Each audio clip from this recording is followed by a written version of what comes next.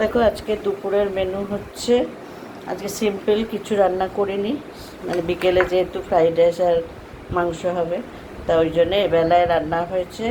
দেখো ঝুরঝুরি আলু ভাজা, এটা কেনা আলু ভাজা, পটল ভাজা, এখানে হচ্ছে ডাল সেদ্ধ আর মাছ ভাজা। তা আজকে দুপুরের মেনু মাছ ভাজা, পটল ভাজা, আলু ভাজা, ডাল সেদ্ধ। এই হচ্ছে আজকে আমাদের দুপুরের খাবার।